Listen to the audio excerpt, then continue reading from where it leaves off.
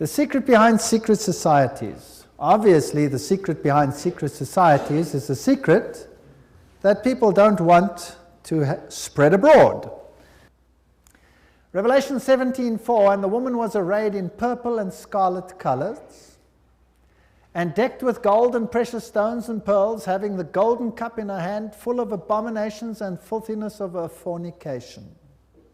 There's only one church in the whole world that uses a woman with a cup, and that is the Roman Church. And here is Città del Vaticano, using the woman with the golden cup, and she is called Fides on all their documents. Fides. Now, what does that mean? Fides. Well, let's go to a Masonic source, a very good Masonic source, written by Albert G. Mackey, the Manual of the Lodge. Albert Mackey was a 33-degree Freemason. It'll become clear as we go through the lectures what this means. And he says, the right hand has in all ages been deemed an emblem of fidelity, and our ancient brethren worship deity under the name of Fides, or fidelity, which was sometimes represented by two right hands joined, and sometimes by two human figures holding each other by the right hand. Numa was the first who erected the altar to Fides, under which the name, the goddess of oaths and honesty, was worshipped. So it means honesty and fidelity, but it is also an image of a female deity. Now, Revelation 17 verse 5 calls this institution the mother of prostitutes. In Revelation 18 verse 7, she says, I sit as queen, I am not a widow, and I will never mourn. So she might have lost some children during the Reformation, but she's going to get them back. I am, and there is none beside me. I will never be a widow or suffer loss of children. She's going to control the world in a spiritual sense. That's what this power says. Now, it's interesting that the Vatican has just recently, September 5, 2000, issued this encyclical, Dominus Iesus, where she says, other churches are no sisters of ours, the Vatican insists. It must always be clear that the one holy Catholic and Apostolic Universal Church is not the sister, but the mother of all the churches. Cardinal Ratzinger said that. He's the head of the Inquisition. They don't call themselves the Inquisition anymore. They call themselves the Congregation for Doctrine and Faith. But it's the same thing. It's even in the same building. Now, she is not the mother, she is not the sister, but the mother of all the churches. That means all the other churches are subject to her, right or wrong. That's what she says. Now in Revelation 13 verse 1 and 2, speaking about the same power, it says, and the dragon gave him his power and his seat and great authority. Now that's a very, wow, statement. The dragon gave him the power. In other words, this power comes from another source. Now, doesn't Catholicism preach Christianity? Yes, it does. Doesn't it preach Jesus Christ as the Savior of the world? Yes, it does. But it also preaches mediation through other mechanisms and through the church. Now, it is interesting that in secret societies there are always two doctrines. One for the initiated and one for the goyim, the uninitiated. And the Knights Templars had two doctrines. The one was the inside esoteric occult doctrine, and the other one was the exoteric, the one to the outside, and that was Catholicism. So the masses received a religion which the insiders turned on its head. Amongst occult insiders, Lucifer is the true Son of God. Jesus is a second son who was defeated by the first one who had been thrown out. So Lucifer is the true luminary, the victor in the battle, and will be the one who will be worshipped at the end of time. That is occult doctrine. That's always been the doctrine of the Kabbalah, the Kabbalist doctrine, and it has been the doctrine of Gnosticism. But of course, It's not what the Bible teaches, but then Catholicism doesn't teach what the Bible teaches either. Revelation 17, verses 12 to 14, talks about 10 horns you saw are 10 kings who have not yet received a kingdom, but who for 1 hour will receive authority as kings along with the beast. They have one purpose and will give their power and authority to the beast. And they will make war against the Lamb, but the Lamb will overcome them because he's Lord of lords and King of kings, and with him will be his called, chosen, and faithful followers. Now we're going to deal with the whole chapter of Revelation 17 at a later stage. But the kings of the world, here represented by these 10, will give their power to the system, just like in the Middle Ages, and enforce the doctrines on an entire world. Very interesting. This will be this beast from the bottomless pit. Now, Gary H. Carr, in his work En route to global occupation, puts it this way. He says there were the ancient mystery religions which come from Babylon, and they were pantheistic, of course, which means God is in nature, God is in everything, which in effect makes us God then too.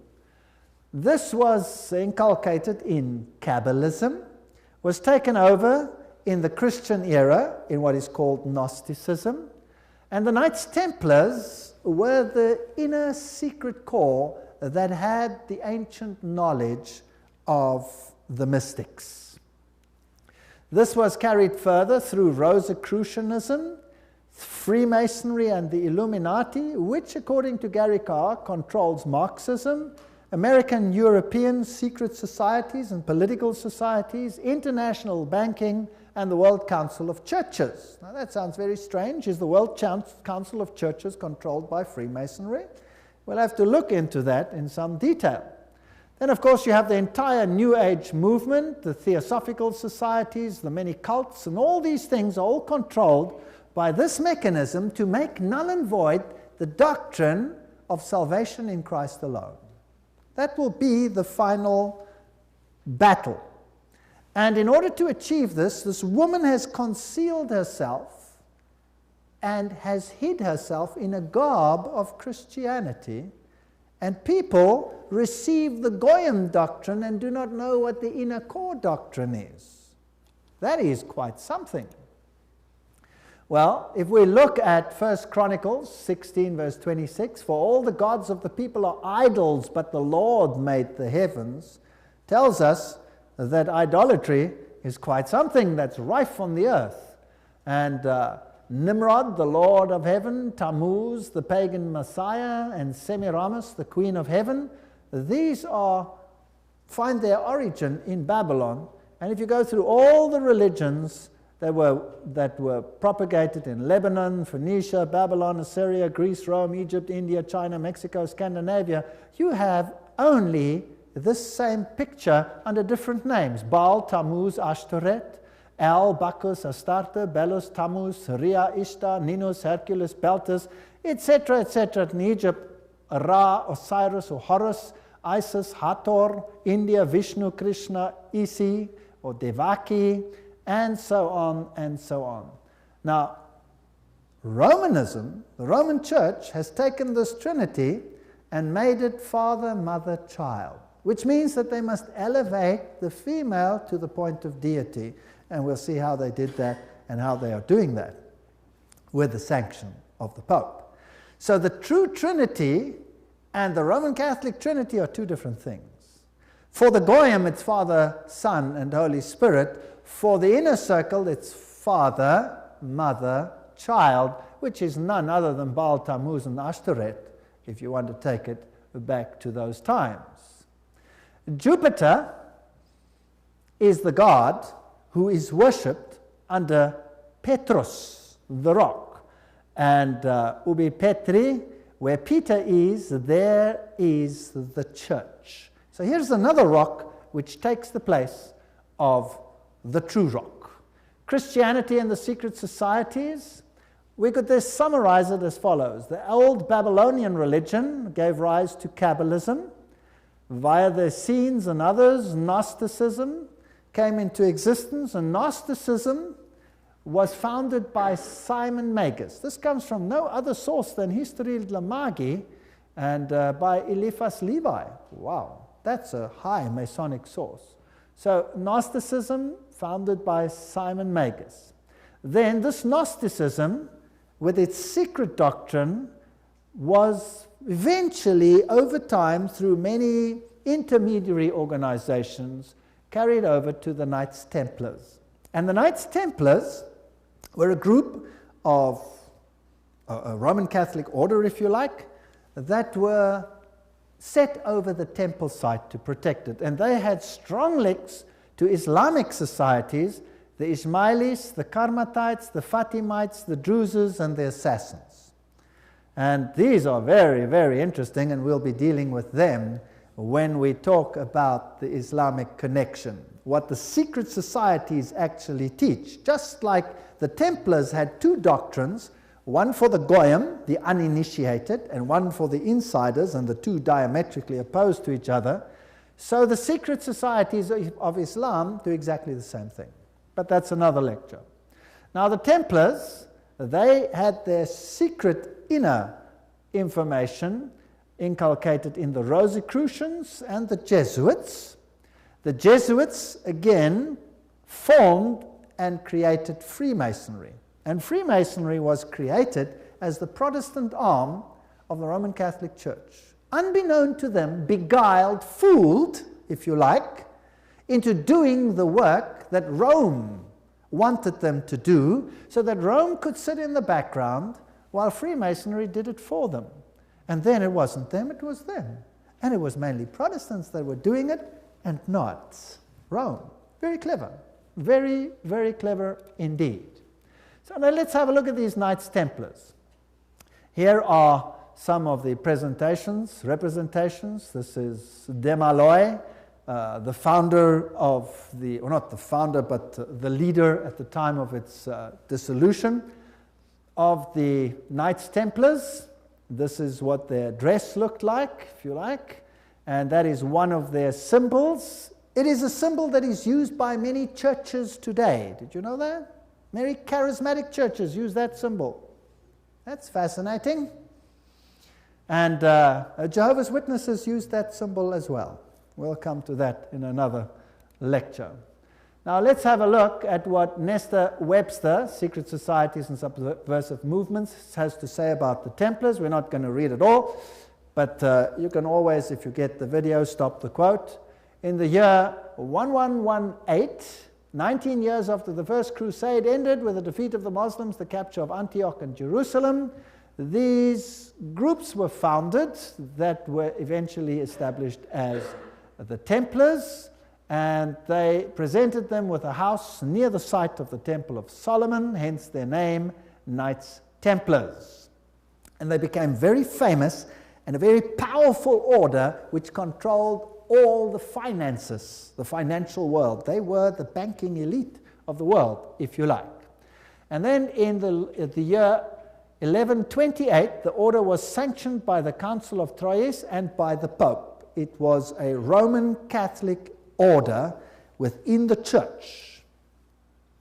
Now, some years later, October 13, 1307, this order was officially brought to an end by the King of France because it had come to light what they were doing, so it was said.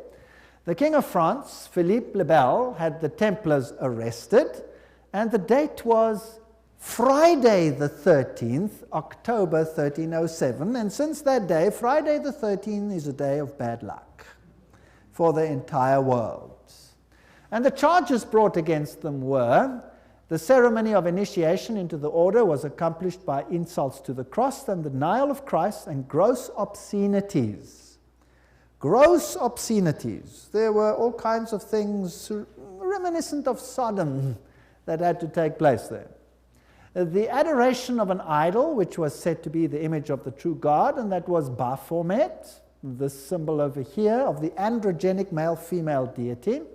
The omission of the words of the consecration of the Mass, the right that to lay chiefs amongst themselves, giving absolution, and authorization of unnatural vice. So they had to to curse the cross, trample upon Jesus, swear allegiance to Baphomet, and sanction this with unusual vice. That's a pretty serious crime in those days, so he was sentenced to death. But the order actually didn't disappear. The Pope was very reluctant to say that it was so. Masonic ritual includes references to the Knights Templars. For example, here, Secret Societies and Subnervous Movements says, several knights who had set forth the rescue of the holy places of Palestine from the Saracens formed an association under the name of Freemasons, thus indicating that their principal desire was the reconstruction of the Temple of Solomon. And you hear a lot about the reconstruction of the Temple of Solomon today, and the story of Israel and all those interesting things. Now let's go a little bit into some of the history. I'm taking you to this beautiful palace. Where do you think it is? It's in Jerusalem, and it's Notre Dame Vatican. And this is where the Pope has his representation in Jerusalem. It's a palace for a king. There's the Vatican flag flying outside, and there's even a whole lane where you have some interesting papal artifacts. Now in Jerusalem, I went to look up the site of the Knights, and here is the Knights Palace, the Latin Patriarchate. This is where the Knights Templars originally had a site, and the Knights of the Papacy now control this area. This is their symbol that they use. That is also the Knight's shield, which is used by many religions today. The Rema Church uses that symbol, for example. These are the eternal warriors. That is the symbol that they use. There they are they kiss the Pope or the Patriarch's ring. They are knighted just like knights, and they knight highly prominent bankers and individuals such as that. Inside this church, you have, of course, the statue of Jupiter as Peter. Notice that the foot is well kissed. And I didn't want to kiss the foot, so I just stood there. And it is a very important church because both Pope Paul VI and Pope John Paul II visited this church, which is, of course, highly symbolic, and there are the plaques. And the Latin Patriarch, the Knights Palace. If you go inside, there's this interesting altar. And as you look at the altar, you'll see certain figures over here. This one over here is very interesting. Let me get it a little bit closer. And what do you see? You see the double-headed eagle, which is also the symbol that is used in Freemasonry. So there it is on the altar of the Knights. And what is there on this side? Two swords held like a compass. Fascinating. So there are many, many Masonic figures in here. The tail feathers and the feathers of the eagle, very reminiscent of what you have, for example, on the back of the dollar, and all those other interesting symbols of the circle with the triangle and the sun around it. And the inheritor of the Templar nuance are the Jesuits. Now the Jesuits, of course, are the ones who behind the scenes control many things. They were founded on the 15th of August, 1534 by Ignatius Loyola and were sanctioned by the Pope on the 27th of September, 1540. So they were created, as it were, to stand against the Reformation. They were designed to destroy the Reformation. Loyola wanted the order to be champions of Catholic unity, and of course submission to Christ's vicar, the Pope, was absolutely essential. Here you have the institution of Loyola's organization by the Pope on this particular day, and there are some interesting analogies which we will find here. Here, for example, there is considerable analogy between Masonic and Jesuitic degrees. And the Jesuits also tread down the shoe and bear the knee because Ignatius Loyola thus presented himself at Rome and asked for the confirmation of the order. Now, who existed first? Freemasons or the Jesuits? The Jesuits existed first, of course. They were to obey as a corps, there a cadaver. The reconstitutions repeat 500 times that one must see Christ in the person of the general, and even if God gave you a dog, you must obey him as though he were Jesus Christ himself.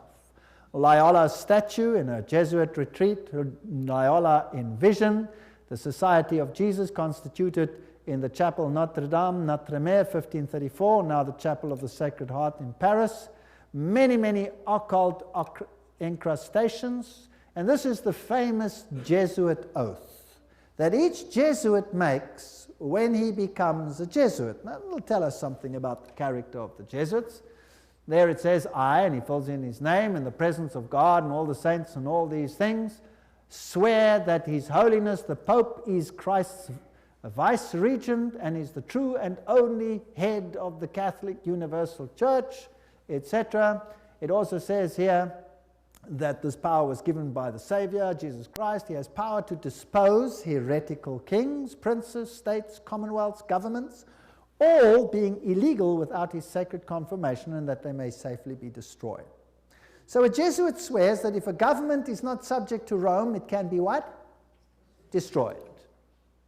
I further declare that I will help and assist and advise all or any of His Holiness's agents wherever I shall be, and do my utmost to extirpate the heretical Protestant or liberal doctrines. Liberal doctrines are doctrines where you decide what you believe. You take the liberty of making your own choice rather than allowing the Pope to do it for you. And that will be destroyed, and all their pretended powers. And that it doesn't matter where you send me in the world, I will obey. And I promise that I will have no opinion of my own. I will obey like a corpse. And I will make war, secretly or openly, against all heretics, Protestants, and liberals, as I am directed to do, to extirpate and exterminate them from the face of the whole earth. I will spare neither sex, age, nor condition, and I will hang, waste, boil, flay, strangle, bury alive these infamous heretics, rip up the stomachs and wombs of their women, crush their infants' heads against the wall in order to annihilate forever their execrable race. That's quite a nice Christian promise, would you agree? Very Christian promise. Did they do it? Well, the Waldenses, they smashed the children's heads against the rocks to make the parents rescind. In the Ottoman Empire, that's an interesting story, in Serbia and in all those East Bloc countries where they occupied, they took the children, threw them in the air, and caught them on the ends of their bayonets. They were nice people. Now you'll say, that was Islam, that wasn't Jesuits? Well, debatable. We'll talk about it another time. And if I cannot do it openly, I will do it secretly. So that is what a Jesuit swears. This is the famous Pontifical Gregorian University in Rome, the most prestigious Catholic university in the world. The Jesuits, in all their enclaves, have their figures in caves. Now, in paganism, all the deities come out of the cave, and they have the letters IHS, which actually stand for Isis, Horus, Set, which is the Egyptian Trinity. They, of course, say it means Iesus hominum salvator, Jesus the Savior of men, but it doesn't. It means IHS, Isis, Horus, Set. And their symbol is the triangle with the all-seeing eye in it for this deity. They also use the pillar, the stela, if you like. They have the symbol of the triangle with the eye in a circle, which is also the symbol used in the New Age movement. And we saw that Gary Carr says that Freemasonry controls the New Age movement and the Jesuits control the Freemasonry, or created it. This is the University of the Jesuits in Prague. On top of it, they have Atlas, not Jesus Christ. If you go to a more modern Jesuit enclave, like this one in Germany, I visited this. I'm quite cheeky sometimes. There I am. And took a picture, and inside they have this picture of Christ. This is not Christ. This is Atlas, holding the world on top of his shoulders, disguised. They have these symbols up against the wall. There, this symbol is the symbol of Hermes. If you take away the cross, then you have the symbol of Isis. This is paganism at its best. And these symbols over here are nothing. Here it is, Jesuit Kirche, when it was built, etc. And their symbolism, Maria, the M is the Masonic M, the triangle, Ria, the goddess. Here is a church in Germany, a cathedral. Inside you will see this circle with a cross in it, the crossed swords, symbol of all symbols used also in Freemasonry. Now if you go back to ancient Assyria, that was a very prominent cross. It was the Maltese cross. It comes from ancient paganism. They have the symbols of the star over here, two stars one over the other, or two crosses one over the other. They have the compass, they have the moon with a disc in it or a star in it, which is the symbol that Islam uses, for example. They have the solar calendar and the triple crown. All of these are used by the papacy. Upside down crosses represent victory over Christ. Hammers and compasses and sickles, these are symbols that are prevalent in the world. There's Jesus standing above the skull and crossbones, which is a symbol of Jupiter, the god Jupiter, who is a symbol, of course, who is Lucifer. Upside down crosses again. This is a very important cathedral in Europe, in Germany, where all the political leaders come together.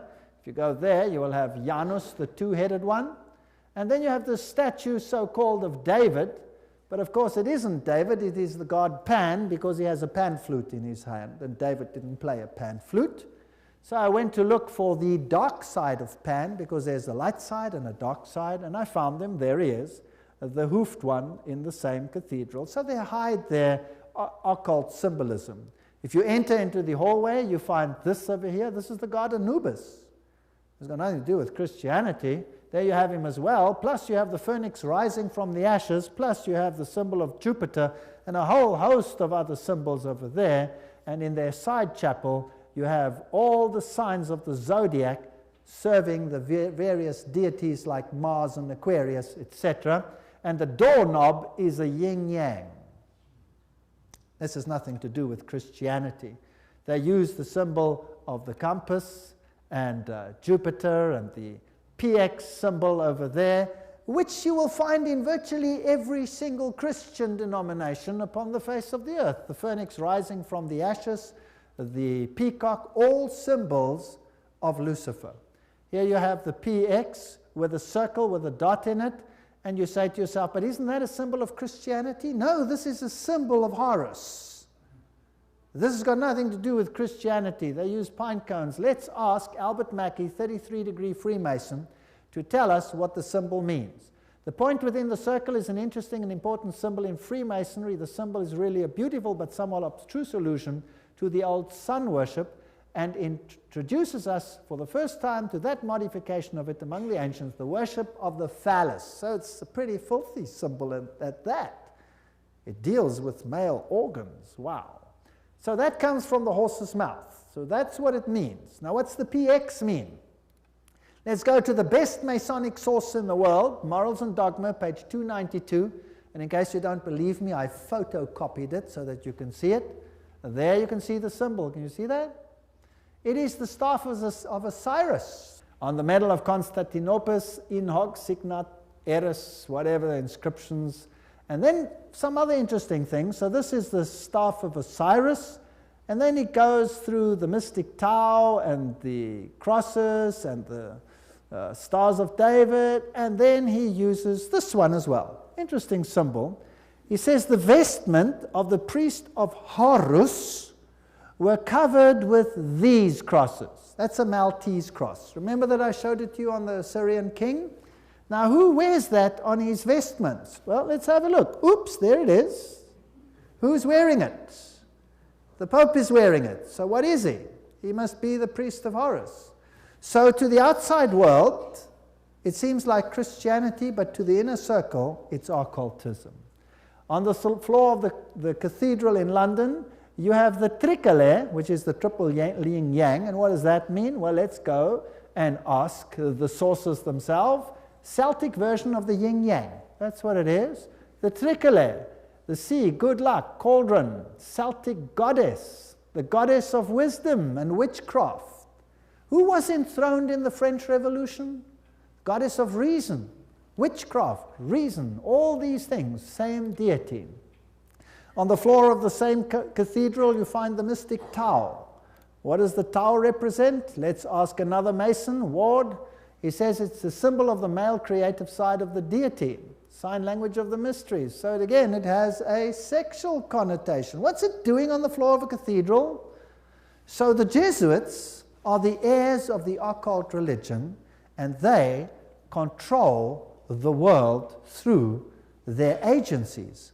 They stand in the background, create sub-organizations, and everybody thinks they are not active. Let's ask them themselves what they believe. Here is the history of the generals of the Society of Jesus. These are all the generals, starting with Ignatius Loyola. They're all listed down there. We don't have to go through them all the way through to the present one that rules now, whose name is Peter Hans Kolvenbach. Nice German name. It's interesting that the Germans are very prominent in this. Peter Hans Kolvenbach is the head of the Jesuits. Cardinal Ratzinger, another German, is the head of the Inquisition. They seem to be pretty much in control. What does he look like? There he is, Peter Hans Kolvenbach.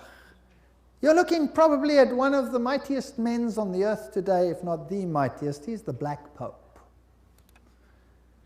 Here you have the cave of Loyola. Here you have George W. Bush and the Pope in audience with each other. And they don't do anything by chance. They just happen to do this exactly under that picture I showed you, where Loyola receives his commission from the Pope. Now, the ceremony of induction and the extreme oath of the Jesuits, Library of Congress, catalog card, there it is. You have been taught to insidiously plant the seeds of jealousy and hatred between communities, provinces and states that were at peace, and incite them to deeds of blood involving them in war with each other, and to create revolutions and civil wars in countries that were independent and prosperous, cultivating the art and the sciences and enjoying the blessings of peace, to take sides with the combatants and to act secretly in concert with your brother Jesuit, who might be engaged on the other side, but openly opposed to that with which you might be connected, only that the church may be the gainer in the end, in the conditions fixed in the treaties for peace, and that the end justifies the means. Whoa! This is Hegelian science. Two opposing viewpoints, dialectic thinking. You war the one with the other, and you rub them up until nothing is left. It's called thesis, antithesis, and the resultant clash brings synthesis, that which you want. Now note that the Jesuit can be very active on the one side, but he can be equally active on the other side. So this is all a process whereby they wish to attain things. The 30-Year War. Now, what was that about? The aim and the object was that that war should in truth become a war of annihilation. Besides, was it possible for them to allow peace to be concluded with countries whose rebellious governments had issued a law ruling that no Jesuit should ever again dare to show his face? Do you know that the Jesuits were thrown out of virtually all countries, including Catholic ones, because they were so divisive? Catholic kings couldn't even take the Jesuits and threw them out. If a Catholic king dared to throw out a Jesuit, that country was destroyed, Catholic or not, and the Jesuits are back. You can take your bottom dollar for that. So, the frightful responsibility for this terrible 30 Years' War must rest upon the Emperor Ferdinand II and his teachers, rulers, and bosom friends, the sons of Loyola. Every single thing I'm saying is a quote.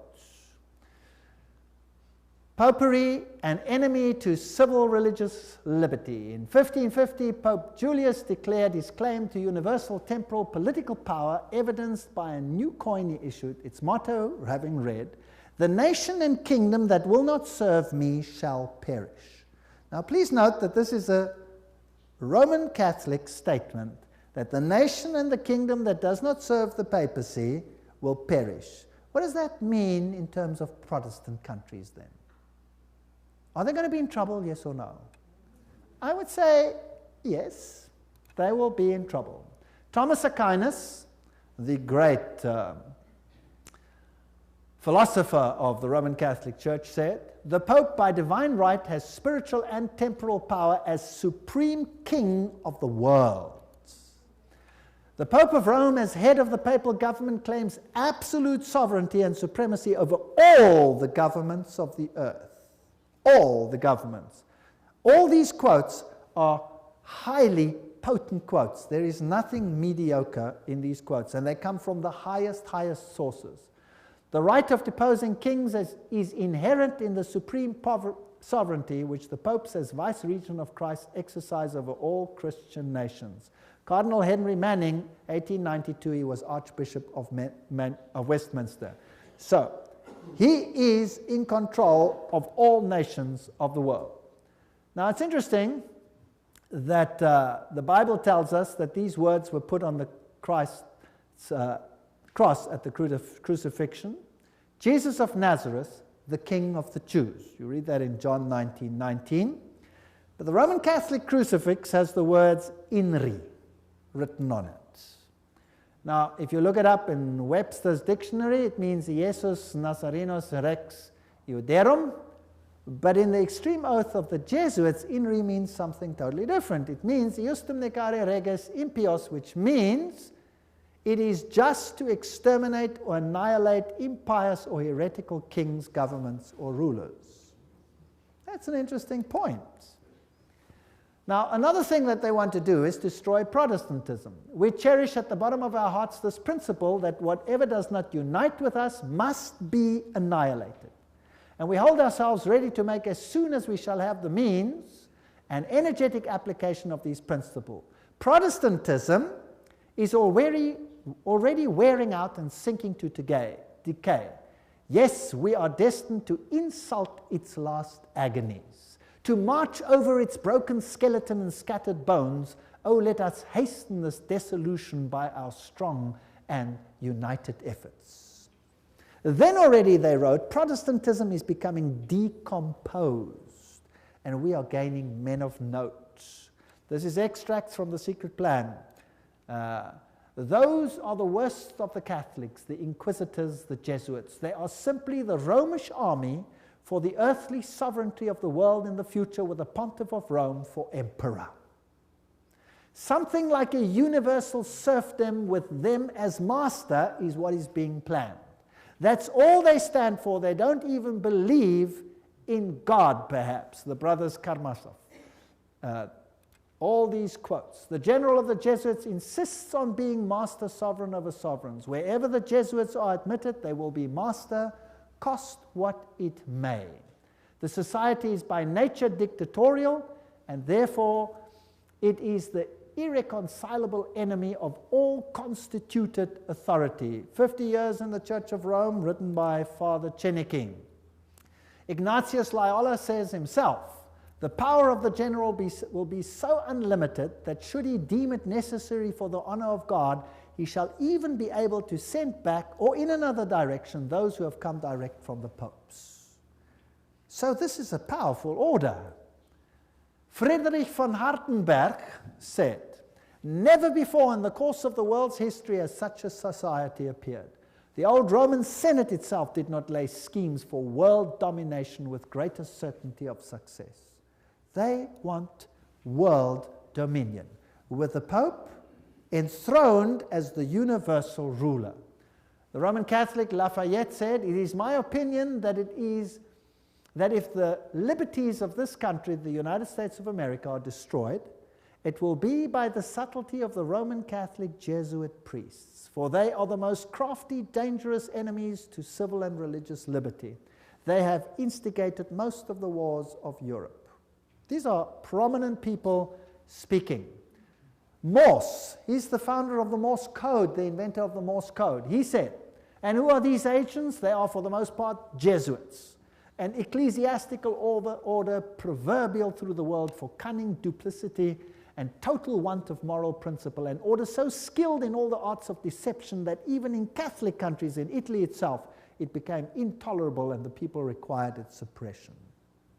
That's another prominent man. Archduke Maximal Francis said, They have so constantly mixed themselves up in the court and state intrigues that they must in justice be reproached with striving after universal dominion. And we could go on and on and on. This is a very interesting one. This is Michelangelo Tamburni, 1720. This is the Jesuit of the general of the Jesuits, the general speaking to the Duke of Brancas, and he said the following: "See, my lord, from this room I govern not only Paris but China. Not only China but the whole world without anyone knowing how 'tis managed." Interesting. This is what the Jesuits themselves had to say. The Pope's confessor has to be a Jesuit.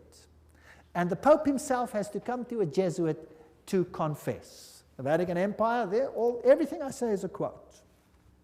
This here is Jean-Baptiste Janssen.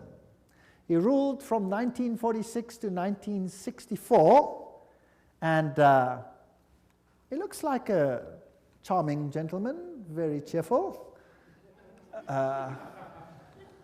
But nevertheless, you can see that this photograph was taken from the Saturday Evening Post, 1959, and this is what he is in command of. And now we will want to deal with these issues in the next session. He controls the following secret societies: the Sovereign Military Order of Malta, so he is in control of the Knights of Malta; the Scottish Rite Shrine of Freemasonry; the Order of the Illuminati; the Knights of Columbus; the Knights of the Ku Klux Klan; B'nai B'rith, the Nation of Islam and its private army called the Fruit of Islam; the Mafia Commission, Opus Dei, along with a host of lesser brotherhoods. So each one of those secret societies is controlled by the Jesuits. Persecution of the Catholic Church in Germany has been directed only against those elements which did not entirely submit to the ever-increasing centralization of authority in church and state. So sometimes it looks as if even the Catholics are suffering, but only those Catholic groups that are not totally submissive to this system will be subjugated. Some Catholic orders were actually opposed to the Jesuits. They were killed, they were wiped out. In the French Revolution, the Dominicans had taken over the Inquisition from the Jesuits. Boom, they were zapped. And the Jesuits took it back. Its objective was, and is still, to destroy the effects of the Reformation and to re-establish the Holy Roman Empire of the German nation. A greater Germany, in other words, must be made again the center of a revived Holy Roman Empire. Leo H. Lehman, 1942, an American historian, said that. Isn't it fascinating that the Russian president, or a Russian president, let me put it that way, and many political leaders have given the assurance that Germany will once again play a greater role in the new Europe today? Isn't it also fascinating that it was a Jesuit priest, Father Stempfler, and not Hitler, who wrote Mein Kampf? In fact, you can read it on Mein Kampf itself. Now, the SS used this symbol of the skull and crossbones. What was that a symbol of? Do you remember? It was the symbol of Jupiter, the god Jupiter, the god of death. It's also the symbol of Osiris, who was the god of death. Anubis is just another form of Osiris. He is the god of death. He's the god of the dead. But Jesus says, I am the God of the living. I am not the God of the dead. I'd rather serve the God of the living. The SS was organized by Himmler according to Jesuit order principles. The rules of service, spiritual exercises prescribed by Ignatius Loyola constituted a model which Himmler strove carefully to copy. Absolute obedience was the supreme rule. Every order had to be executed without comment. Every single statement is being read from a reputable source. Again, in that wonderful book, The Great Controversy, we get an idea of the Jesuits. Throughout Christendom, Protestantism was menaced by formidable foes. The first triumphs of the Reformation passed, Rome summoned new forces hoping to accomplish its destruction. At this time, the order of the Jesuits was created. Notice what this quote says. The most cruel, unscrupulous, and powerful of all the champions of popery, cut off from every earthly tie and human interest, dead to the claims of natural affection, reason, and conscience, wholly silenced, they knew no rule, no tie, but that to their order, and no duty but to extend its power. We don't have to read the whole quote. But they made it their business to destroy Protestantism. The Jesuit order therefore stands before us as the embodiment of a system which aims at temporal political domination, and that over the whole world. You will say to me, surely China will not be subject? Well, we already read a quote by the Jesuit general himself where he says he controls China. Who controls communism? The Jesuits created it, and therefore they controlled it. They practiced it in their South American examples where they practiced it before they instituted it. Very interesting. This is Count von Hernsbruch, 1911, German noble and ex-Jesuit, who says this very thing. At what then do the Jesuits aim? According to them, they seek the greater glory of God, but if you examine the facts, you will find they aim at universal dominion alone. It is they who rule the world. One quote after the other. Moreover, the Pope has thousands of secret agents worldwide.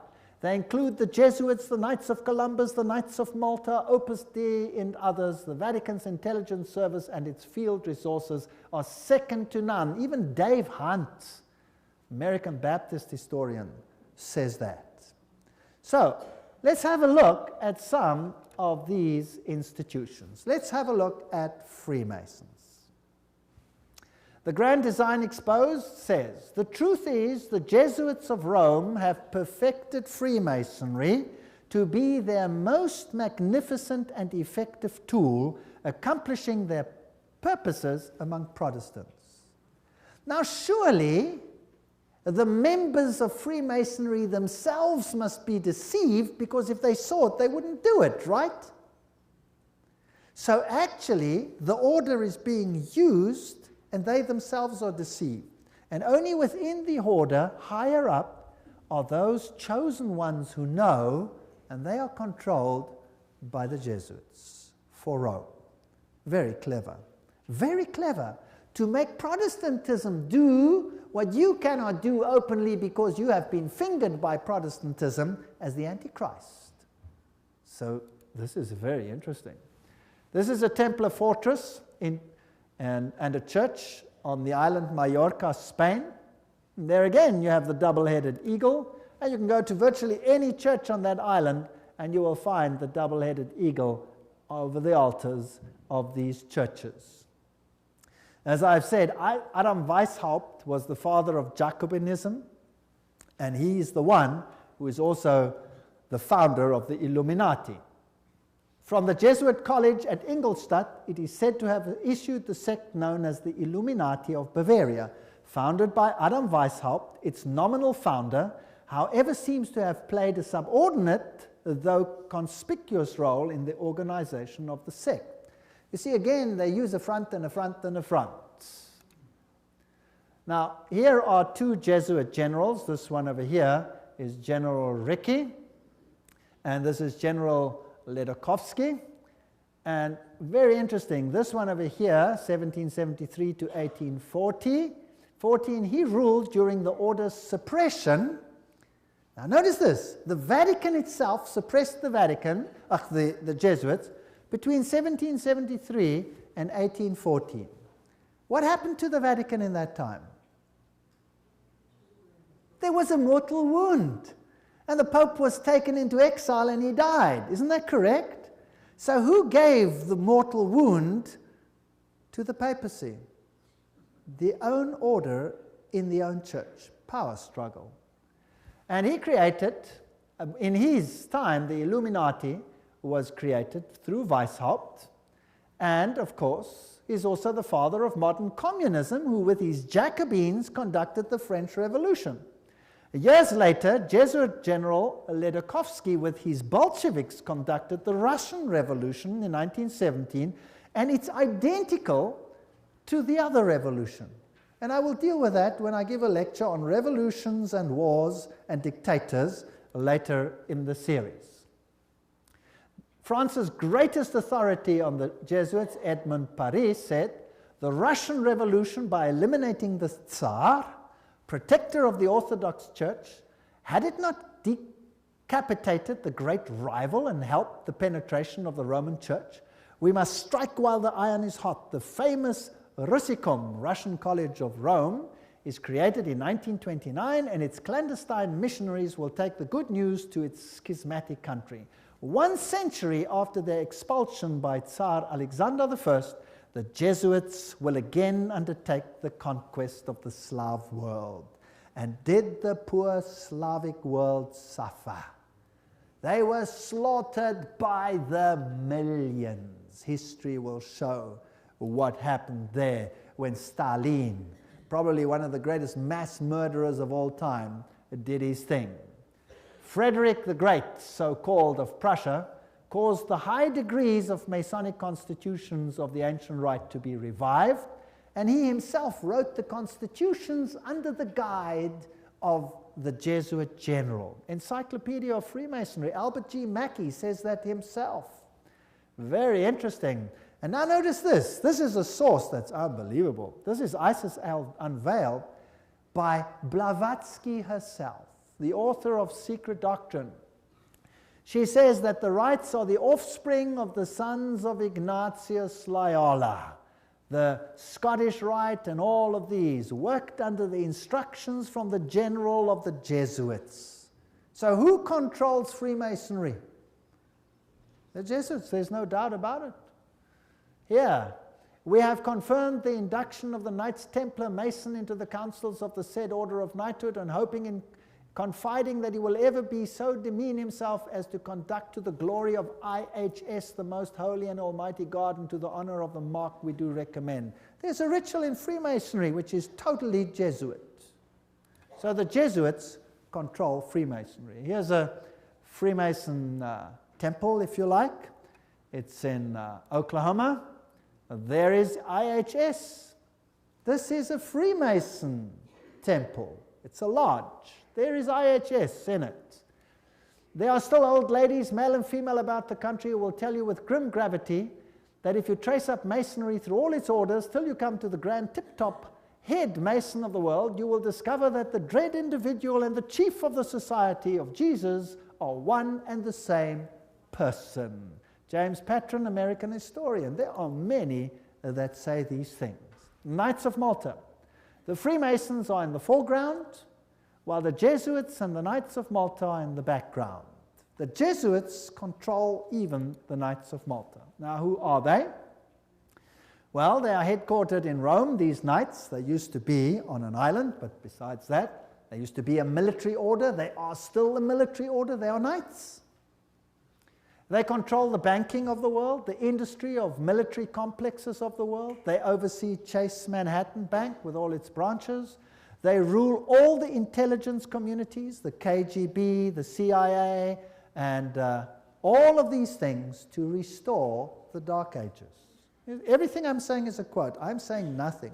Don't accuse me of saying anything. I'm just reading. Who are they? Well, here's the head of the Knights of Malta at the moment in America. This, well, he's dead now. This is Francis Joseph Cardinal Spellman, Cardinals of New York. And their headquarters is St. Patrick's Cathedral, the diocese of the Archbishop of New York. There are the various ones. Here's Terence Cardinal Cook. Then was Cardinal O'Connor, and currently Cardinal Archbishop of New York, Edward M. Egan. Now let's have a look who the members of the Knights of Malta are. That should be interesting. Some past, some present. General Alavena, George Anderson, Angleton, Azru, Bertie, Bobs, Bonaparte. Does that name ring a bell? Borges, Bradley, Brady, Pat Buchanan. Does that name ring a bell? James Buckley, Prescott Bush, does that ring a bell? Frank Capra, William Casey, does that ring a bell?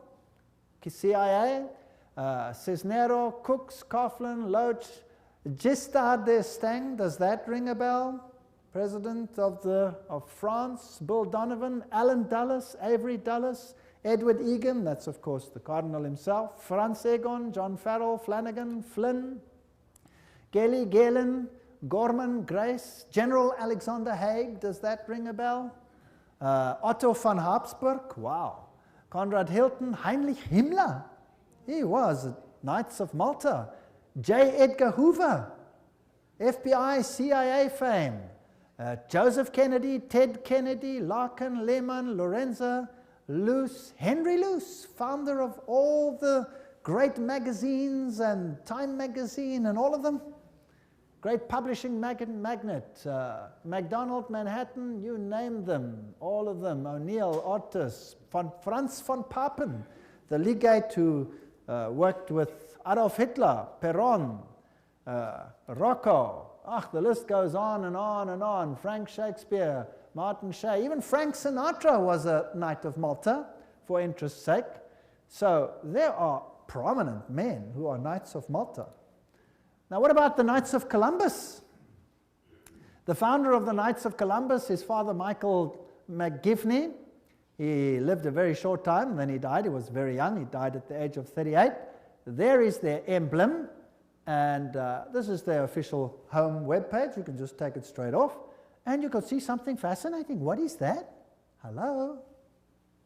Do you remember what it is? A little bundle of rods that you also found in the French Revolution right there in the Manifest of Human Rights. What is it? Fasciae. And they've got a wreath around them. What does that mean? All power in one man. Who will that man be? Who do the Knights Columbus, founded by a Roman Catholic priest, want to see the power vested in? The Pope, of course. The Knights of Columbus, founded at New Haven, Connecticut, 1882. Then it was already considered 300,000 strong. Only Roman Catholics are eligible. It is initiative to service in 4 degrees. It's the heart and soul of politics. You cannot get into politics if you don't have the stamp of approval of these guys.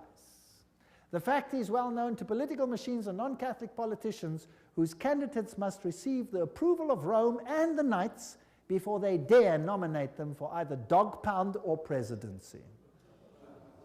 The Knights of Columbus' principal business is politics, a Jesuitical politics. A menace to the nations, Jeremiah Crowley, is the quote. These are serious accusations. There they are, with their fasciae, which will become clearer as we go on, and we can see where we are heading. For today, Rome considers listen to this. Today, Rome considers the fascist regime the nearest to its dogmas and interests. We have not merely the Reverend Jesuit Father Coughlin praising Mussolini's Italy as a Christian democracy, but their official magazine, which is Civiltà Cattolica, this is the official Jesuit magazine, says, this is the house organ of the Jesuits, says, fascism is the regime that corresponds most closely to the concepts of the Church of Rome. This is scary. Have you noticed lately that there is more and more control? Have you noticed some of these things? Have you noticed that you are being treated more and more like someone who has to bow 20,000 times before the powers? Then there is the organization Opus Dei. Is a semi-secret religious lay order with paramount objective is total support of the papacy. And these people walk around with clamps that tear into their flesh so that they have constant pain with every movement to remind them of their obligation. And they have high members, like presidents, for example, of Portugal is an Opus Dei member. Then we have the Skull and Bones organization. And who are they? Well, they have this interesting skull and bones. What does it represent? You know that by now. Jupiter, and they have the number 322. If you look up Genesis chapter 3 verse 22, you will find, now man has become as like one of us, knowing good and evil, raising man to the level of deity. This is Yale University, the place where they are. Now let's consult one of the greatest authorities on skull and bones.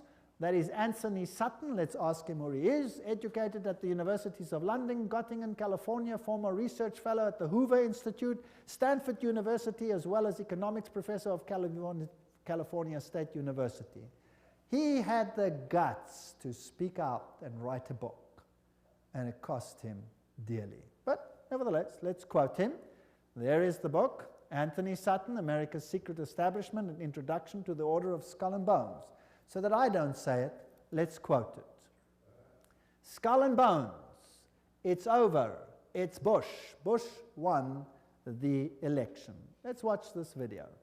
Influence. The best-known bonesman is ex-President George Bush, who, according to tradition, is supposed to avoid admitting he's a member. Mr. President, are you a member of Skull and Bones? American Journal got a similar response when we recently asked George Bush Jr., the governor of Texas, about his membership. Does it still exist? I mean, the thing is so secret, I'm not even sure it still exists. Okay, so you'll see that George W. Bush is a member. They lie in a coffin. They bow down before a papal figure, swear allegiance. They do all kinds of weird sexual things in a coffin, which I'm not going to explain what they do here. It's pretty vile. And these are the presidents of the most powerful countries in the world, and they belong to secret societies such as this. The order, what it is and how it began. Those on the inside know it as the order. Others have known it for more than 150 years as Chapter 322 of a German secret society. That is very important. In fact, this was discovered when they broke in and stole some of the papers at that institution. It is officially known as the Russell Trust of 1856, or as the Brotherhood of Death, because they serve the god of death, who happens to be Anubis, if you like, Osiris, if you like, or Jupiter. The American chapter of the German order was founded in 1833 at Yale University by General William Huntington Russell, and Taft, the only man to be both President and Chief Justice of the United States. Interesting. Now, the German order, what does this actually mean? The Illuminati had its origin at the University of Ingolstadt, and recruits were from the student Corps. Of course, they had to be students with high connections, you know, sons of very high insiders.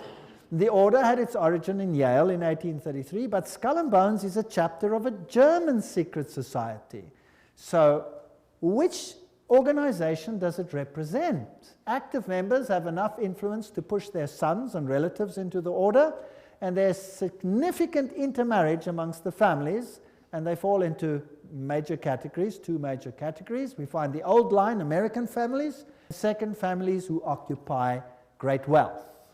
When he's initiated into the order, he says, tonight he will die to the world and be born again into the order, as he will henceforth refer to it. The order is a world unto itself, in which he will have a new name, and 14 new blood brothers also with new names. Now, there's also a British chapter which was established at Oxford University and All Souls College, and the British element is called the Group.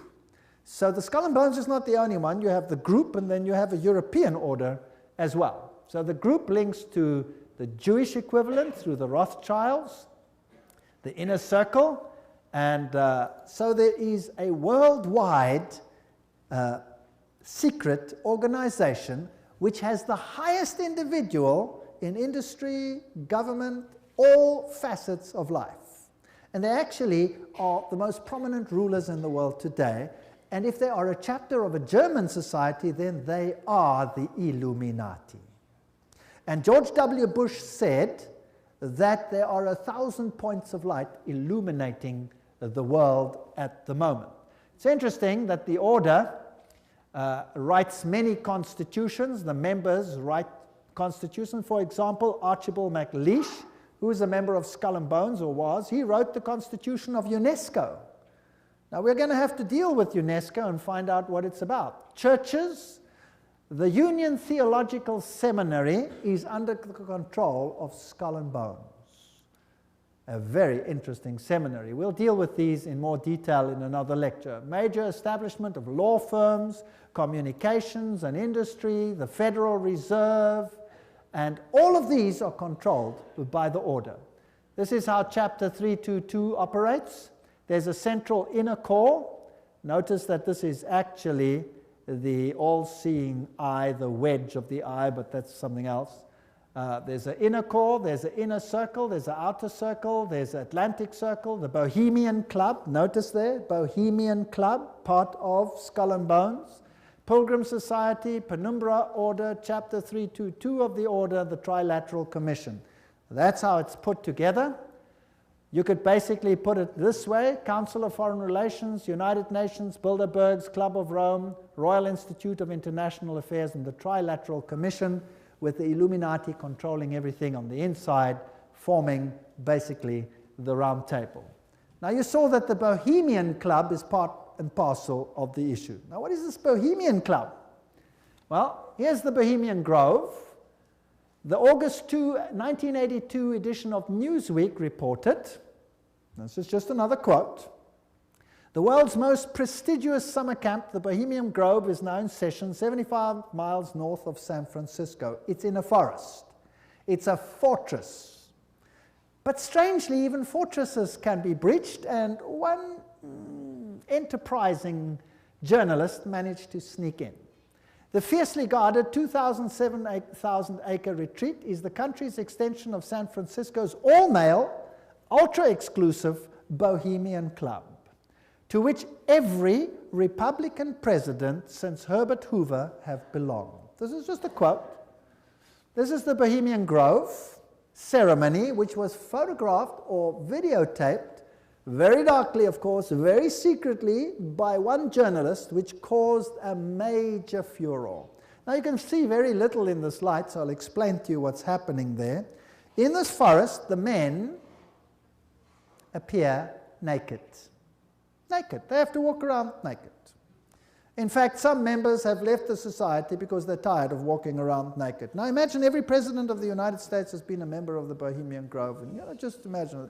The priests are dressed in vestments, papal vestments, and they pay homage to an owl because the owl sees in darkness. It has illumination.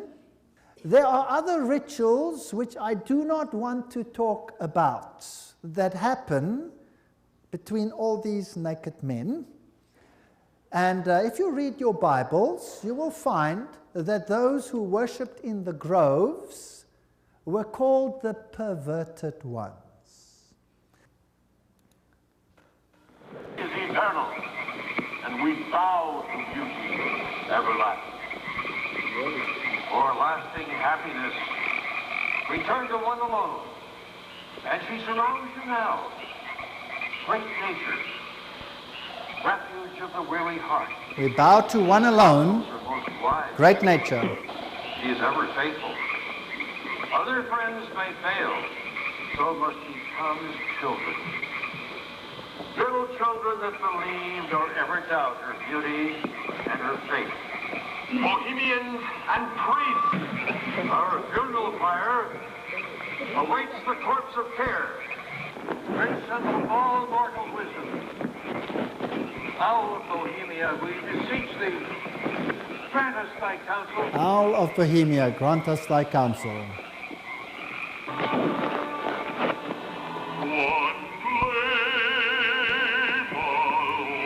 Well, that's just a part of the ritual, which shows that it is nature worship. It is condemned in the Bible, and yet who are the members? Let's continue. This is an article in Mother Jones, August 1981, volume 6, page 28, and reports who the prominent members were. For example, George P. Schultz, Stephen Betchel, Gerald Ford, Henry Kissinger, William Buckley. Can you imagine them all walking around naked, worshipping a stupid owl? I mean, that's so pathetic. Fred Hartley, Griffin, Haywood, Coors, Teller, Ronald Reagan, Clausen, George Bush, William French Smith, etc., etc., etc. It is pathetic. Modus operandi of the order. The activities of the order are directed towards changing our society, changing the world, to bring about a new world order. This will be a planned order with heavily restricted individual freedom. That's fascism. And I will show you the papal encyclicals that will make your hair stand on edge as to what is going to happen all over the world. And believe me, I live in a country where it's being implemented. And you can see it happening every single day. It is scary.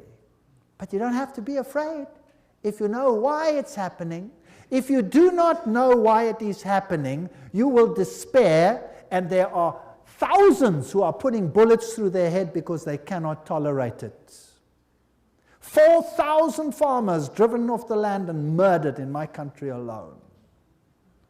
They lose everything, they lose hope, they put bullets through their heads, they wipe out their entire families because it's better for them to die than to live with it. And you know what? You give a lecture like this and you show what's behind it and why it's behind it, and guess what? They get hope. Because they see it's not just them and not something they don't understand. Once they start understanding the bigger picture, they gain hope. And they say, wow, so it's not really the end for us, because this is simply the sign that Jesus is coming soon. And there will be a better kingdom. Let us give our lives to Jesus Christ, because this world has nothing to offer. And they get hope. No constitutional protection if you go against it. They control education. I'll show you how in the lectures. Money, law, politics, economy, history, psychology, philanthropy, medicine, religion, media. There is nothing that they do not control. And remember, they are neither left nor are they right. So if there are right-wing parties and left-wing parties, they control them what? Both. That's the Hegelian principle. That's Hegelian logic. Remember that both Marx and Hitler, the extremes of left and right, presented as textbook enemies, evolved out of the same philosophical system, Hegelianism, that brings screams of intellectual anguish from Marxists and Nazis. Remember that the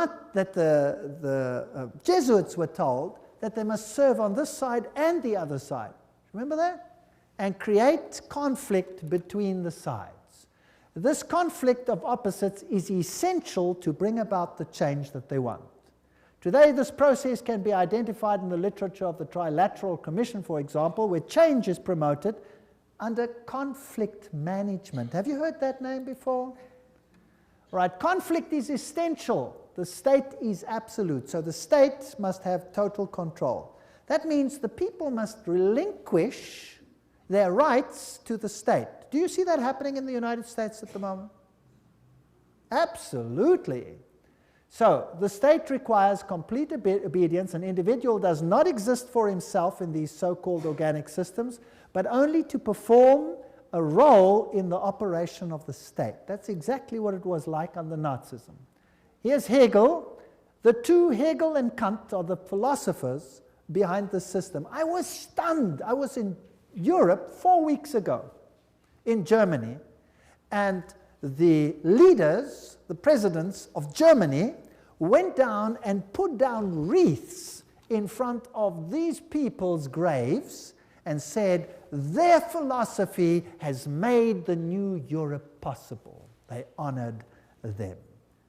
What a terrible, I would almost say satanic, well, why not just say it, philosophy.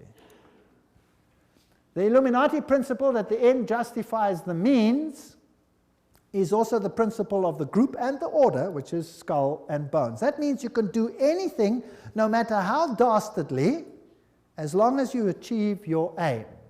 There's an outer circle, an inner core, all of these. Council of Foreign Relations is the outer circle, Trilateral Commission, all of those. Trilateral Commission was founded by David Rockefeller, comprises 200 members worldwide. The Bundy operation, activism towards a new world global order. George W. Bush, who was a member of Skull and Bones, remember, says that it's a big idea, a new world order where diverse nations are drawn together in a common cause. Only the United States has both the moral standing and the means to back it up. So, do you think they're trying to get all the countries of the world to come into this system, yes or no? Do you think it's possible that they are giving their power to a woman who rides them? Does it look like it? Who controls them? The Jesuits. And who do the Jesuits say all power must be under? The Pope. Isn't that correct? All right, so who do you think would clamor for a new world order more than anyone else? Maybe the Pope. Wouldn't that be interesting? Well, here he is. New international order urged for the sake of peace. When? January 3, 2004. His whole New Year's speech was dedicated to asking for the implementation of the New World Order. Vatican City, January 1, 2004. John Paul II started the new year by insisting that peace is possible and thus a duty, and he called for a new international order. CNN, what did that have to say? Pope calls for a new world order. Thursday, January 1, 2004. Vatican City, Pope John Paul rang in the new year on Thursday with a renewed call for peace in the Middle East and Africa and the creation of a new world order based on respect for the dignity of man and equality amongst nations. What did he say? This year, Pope John Paul directed his thoughts to the continuing conflict around the globe, but he stressed that to bring about peace, there needs to be a new respect for international law and the creation of a new international order based on the goals of the United Nations. He called for an order that is able to give adequate solutions to today's problems based on the dignity of the human being, this is human rights, on an integral development of society, on solidarity amongst nations, rich and poor, on the sharing of resources and the extraordinary results of scientific and technical process. You know, sharing of resources. Have you heard of that before? Well, there's another term for it. It's called redistribution of wealth. Have you heard of that before? Right. Now let me redefine that for you. To redistribute wealth means to take the wealth from the one who has it and give it to one who has not got it. Is that correct? Now if you do that, which nations of the world will be hardest hit? The Catholic ones or the Protestant ones? The Protestant ones are the rich nations. Everywhere you can draw a line. Now I will show you in the lectures that come that there are encyclicals which define how the redistribution is to take place. And how it is happening and how the encyclical says it should take place is what I can see happening in my country without the government lifting a finger against it. It is defined by need, as we will see. Now, there's another word for taking from one who has and distributing it to someone who does not have. It's called theft. Stealing. Thou shalt not steal, says the Bible. The Pope in Rome says, thou shalt steal. He does. Literally, I'll show you his encyclical. You will be stunned. This New World Order is going to be an exciting place. I don't want much part of it. Fortunately, my God says, my kingdom is not of this world. If it were, they would fight for me, but it is not of this world. My kingdom is up there. There where your treasure is, there your heart will be. I have managed, because I live where I live, to loosen myself from that which I own, because I know that it means nothing anymore. Do you know that in my country, if you go on a holiday and you stay away for a while and you come back and your house is occupied, that you cannot put the new tenants out, even if the house is yours? Did you know that? Because they have need, therefore they have the right to take it, whether you own it or not. And this is not a joke, this is a fact. Scary. But who cares? I serve a God who has promised the most wonderful things, even temporal things, to those who serve him. Wonderful promises. I go to prepare a place for you, and I will come again to take you where I am also. In my Father's house are many rooms. I go. Actually, it doesn't mean rooms, it means mansions.